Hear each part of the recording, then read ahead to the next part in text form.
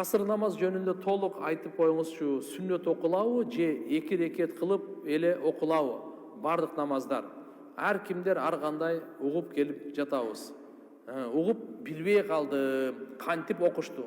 Мурдатан эле 2 рекет кылып окуйт элем мен. Тугандар, касыр намаз 4 рекеттүүлөр 2 рекет болуп окулат. 5 убакыт намаздан 4 рекеттүү 3-ü. Пешим, асыр, куптан. Ушу 4 рекеттүүлөрдү 2-ге кыскартылат. Ушунун аты касыр. Касыр деген кыскартылуу. Түшүнүктү? Багымдаттын 2 рекети кыскартып болбойт. Ол 2 рекет боюнча калат. Шамдыкы 3 рекет кыскартылып болбойт, 1,5 болуп, ал 3 боюнча калат.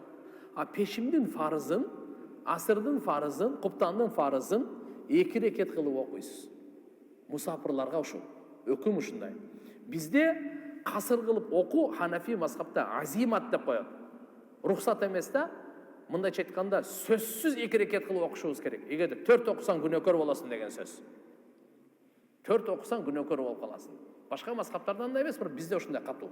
Себеп Алла сага кыскартып берип аткандан кийин жөн эле кабыл ала бер, өзүң көрсөтпөй эле. Ушунча көрсөтө турган болсоң, нафилде көрсөтө бер тахажжудта. Бирок Алла берип аткандан кийин сени аяп берип атат. Сапарда көңүл айланып калат, курсагы ачып калат, суук үшүп калат.